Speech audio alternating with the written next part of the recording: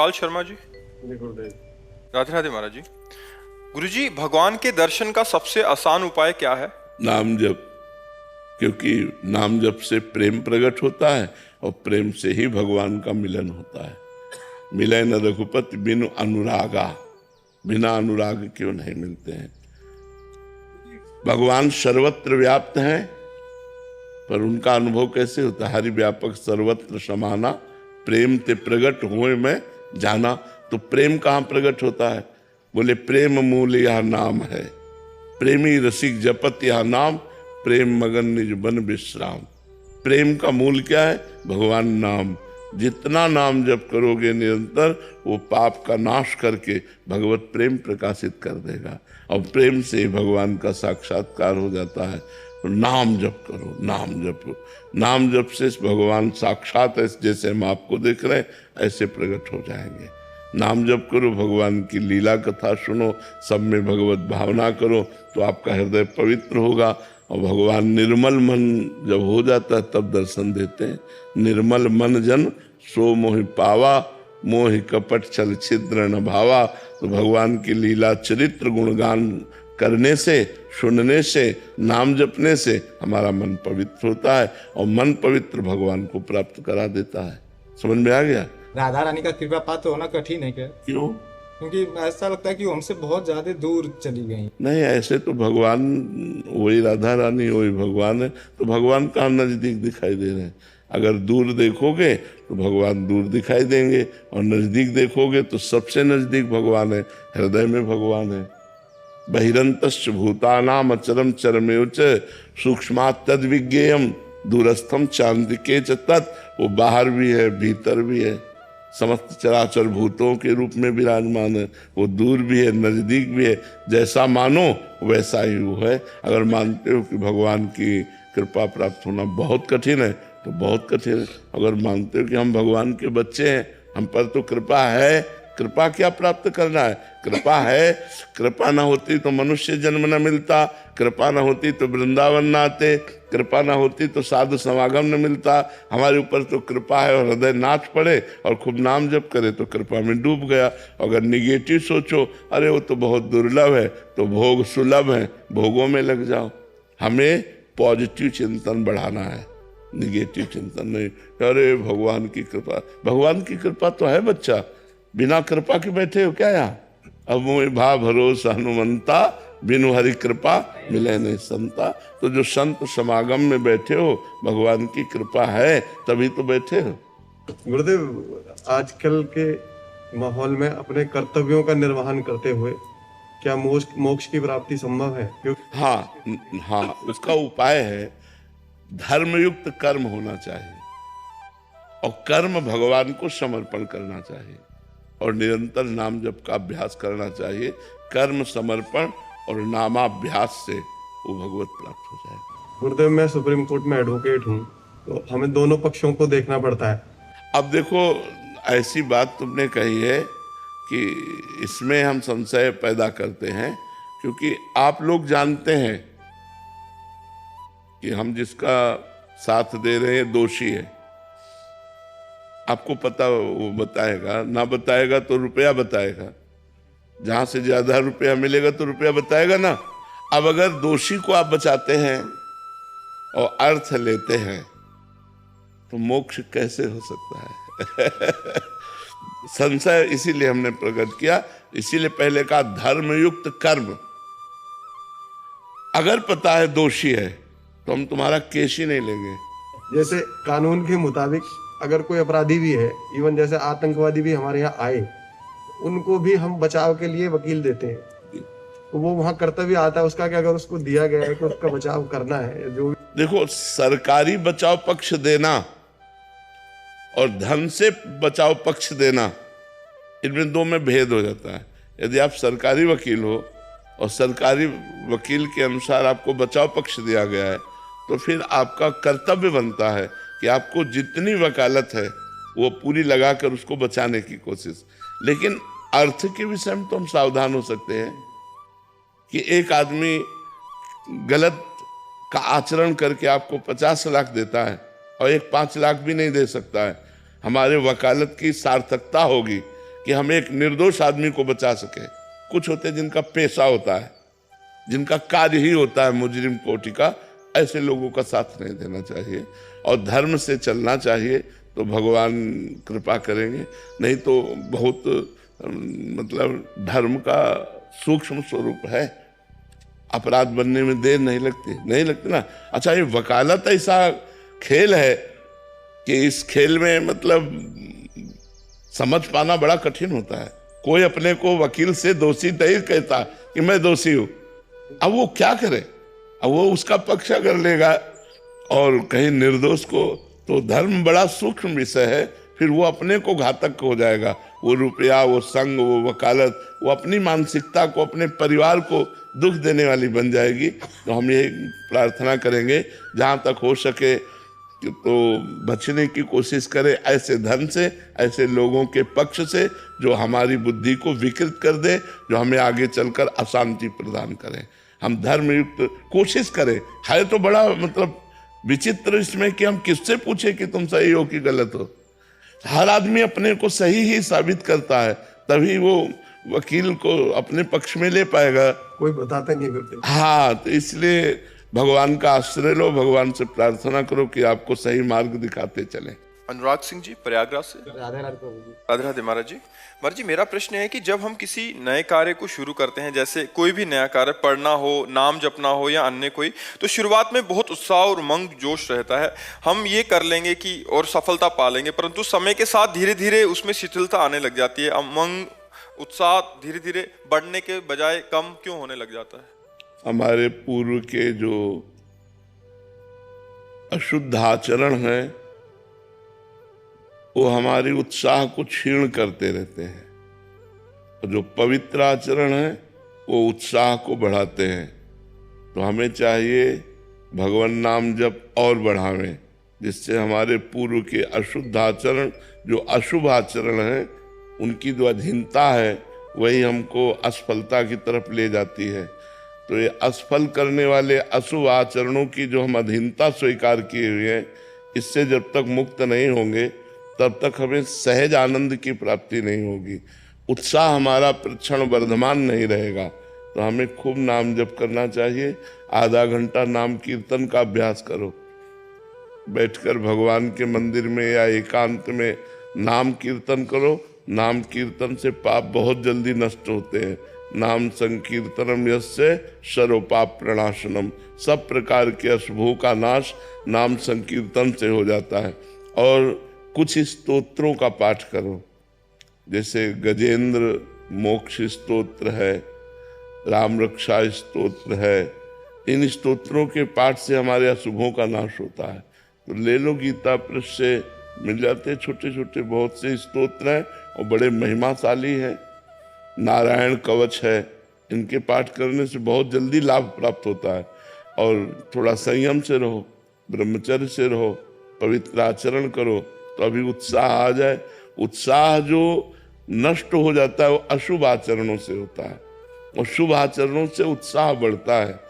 प्रतिक्षण हमारा अगर उत्साह बढ़ने लगे भगवान के नाम में, तो भगवत प्राप्ति हो जाए। सांसारिक कार्यों की तो बात जाने दो।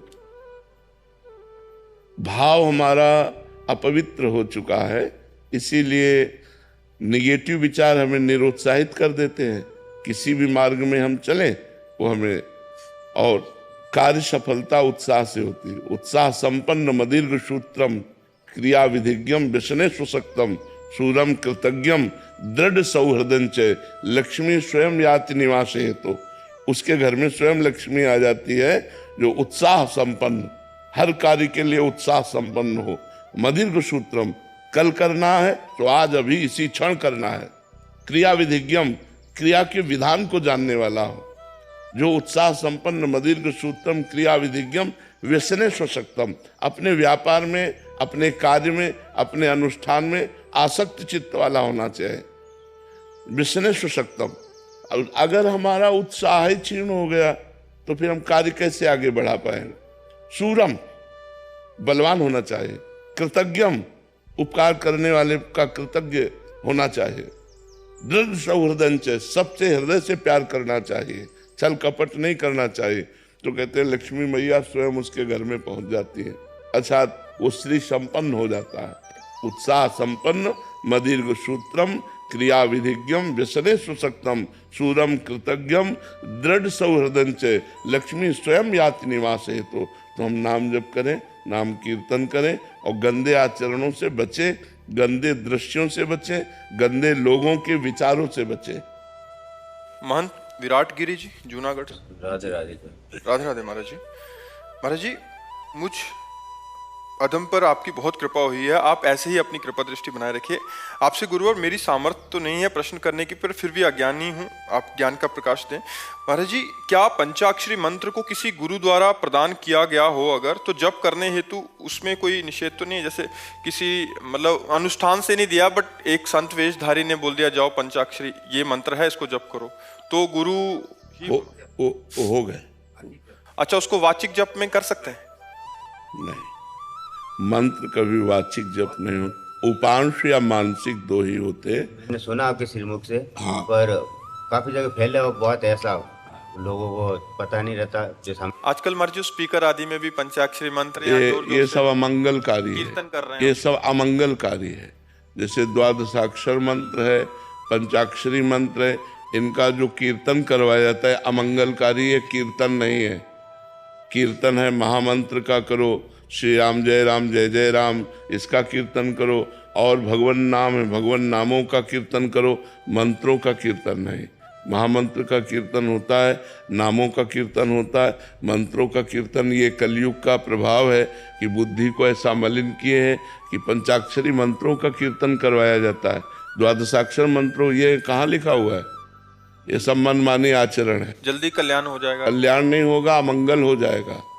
जो जिसका जो विधान, अब पंचाक्षरी मंत्र का विधान है कि गुरु से एकांत में घंटा ध्वनि शंख ध्वनि के बीच में अपने शिष्य को कान में मंत्र देता है, और उसे आप संगीत के द्वारा और साउंड के द्वारा उच्च स्वर, ये सब नहीं। काफी लोगों ने गाड़ियों के आगे पूरा मंत्र लिखा होता है, घरों में क्या है, नरक जाने का रास्ता है?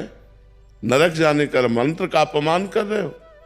ये गाड़ियों में लिखने वाला कि हृदय में लिखने वाला मंत्र है। आप शिव पुराण में देखो पंचाक्षरी मंत्र कैसे विधान है उसका शिष्य को देने का। पंचाक्षरी मंत्र कीर्तन करने का थोड़ी। अब वो चल गया है फिल्मों में, सिनेमा में, कि भाई वो उच्चारण कर रहे हैं तो उसी का कीर्तन सुनिए, ऐसे थोड़ी है। मंत्र कोई भी जब किया हो ऋषि तो ऐसे थोड़ी कि वो बैठे और उच्चारण कर रहे हैं, ऐसे मंत्र थोड़ी कोई सिद्ध होता है। सिद्ध तो ऐसे होता है, अंदर ही अंदर चल रहा, कोई जान नहीं रहा। वो तो नाटक दिखाने के लिए वो ऐसा कर रहे हैं, तो नाटक थोड़ी सत्य होता है। आजकल जो देखते हैं महाराज जी, जो देखते हैं और जो समाज में चल रहा होता है, प्रचलित होता है, उसी को अनुसरण करने लग जाते हैं। उसका वास्तविक यथार्थ क्या रहस्य है उस बात नहीं, को इन मंत्रों को सबसे प्रार्थना है ऐसे जपो भी नहीं, पहले गुरु से लो और फिर जपो। गुरुमुख होकर मंत्र लो और फिर उसको पवित्र स्थान में, पवित्र आसन पर बैठकर या पवित्र वस्त्र धारण करके तब आप नाम मंत्र जप करो। नाम किसी भी स्थिति में जप सकते हो, नाम कीर्तन खूब करो, इसके लिए कोई मना नहीं, लेकिन मंत्र कीर्तन मत करो। मंत्र जप होता है, मंत्र कीर्तन नहीं होता है। नाम कीर्तन होता है, नाम संकीर्तनम यस्य, नाम कीर्तन बात कही गई। मंत्र को दो प्रकार से जपा जाता है, उपांश या मानसिक। नाम को तीन प्रकार से जपा जाता है, वाचिक, उपांश और मानसिक। तो ये शास्त्रीय पद्धतियों को जब तक नहीं माना जाएगा तो किसका कल्याण हो रहा है? और विकार बढ़ेंगे, मनमानी आचरणों की वृद्धि होगी। नहीं तो मंत्र जपने से हृदय पवित्र होता है और भगवत साक्षात्कार की योग्यता आती है। महाराज जी, आप कह रहे हैं कि मुझे गुरु द्वारा दत्तात्रेय मंत्र जपने को दिया था महाराज जी, तो मैं चलते फिरते जप सकता हूँ? पवित्र अवस्था में।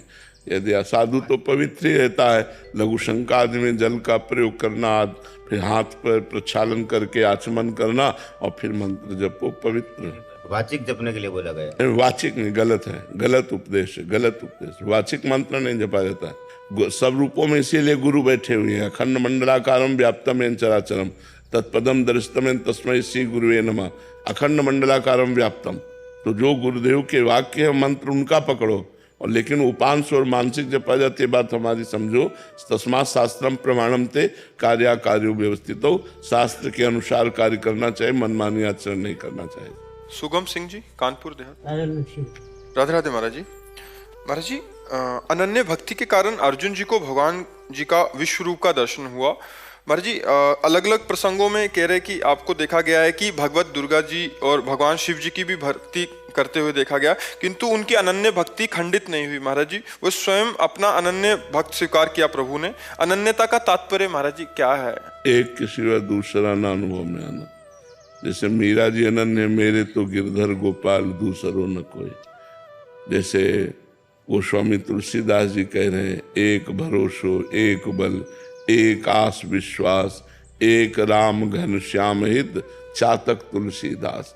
चातक की तरह अपने इष्ट में मन लगा लेना। जैसे गोपी जन कहते हैं, उधो मन न भये 10-20, एक हो तो सो गयो श्याम पे, को आराधे। अब तुम ईश्वर की महिमा और भक्ति की बात करो। मेरे हृदय में ना ही न रहो ही अमा ठौर, नंदन नंदन अक्षत, नंदन नंदन विराजमान, अब जगह नहीं रह गई हृदय में। हमारा मन तो प्रभु श्री कृष्ण में चला गया, अब तुम्हारा उपदेश कौन सुने। गोपी जन कहती है, अनन्यता का स्वरूप होता है भगवान के किसी एक रूप में, एक नाम में आसक्त हो जाना। समझ रहे हो? अन्य ना स्वीकार करना। जो अन्य जब तक दिखाई देता है तब तक वो सही भक्ति नहीं होती। जैसे कृष्ण तो वासुदेवा स्वरमिति, राम तो सीय राम में सब जग जानी, ब्रह्म तो सर्वम खलमिदम ब्रह्म, ईश्वर ईशावास्यमिदम सर्वम यत् किंचे जगत्याम जगत। सब अगर श्यामा श्याम तो चिद चिद लक्षणम सर्वम राधा कृष्णमयम जगत। अपने इष्ट को संपूर्ण विश्व में देख लेना, यही अनन्यता है। अपने इष्ट में अनन्य रहना, अन्य भावना ना आना। राधे राधे प्रिय मित्रों, मैं आशा करता हूँ आप सब लोग कुशल मंगल होंगे। हमारे YouTube चैनल पर जुड़ने के लिए आपका हार्दिक स्वागत और हार्दिक अभिनंदन है। ऐसे ही अपना प्यार, अपना समर्थन अपने भाई को देते रहें, जिससे हम एक प्रयास के माध्यम से आपको, आपसे जुड़े अन्य लोगों को आध्यात्मिक मार्ग से जोड़ें। और ये सारा श्रेय महाराज जी को जाता है, इसमें हमारा कुछ भी नहीं। उनके ही ऑफिशियल चैनल पर वीडियो पड़ती हैं। हम छोटा सा प्रयास करके वहाँ से जो मुख्य प्रश्न महाराज जी द्वारा पूछे जाते हैं, उन प्रश्नों तक आप तक पहुँचाने का प्रयास करते हैं, जिससे आपके जीवन में उठने वाले अनेकों प्रश्नों के उत्तर वीडियो के माध्यम से आपको मिल पाएँ, जिससे आपके जीवन में सरलता और सहजता आए और आप हमेशा खुश रहें। ऐसी मैं राधा रानी से प्रार्थना करता हूँ।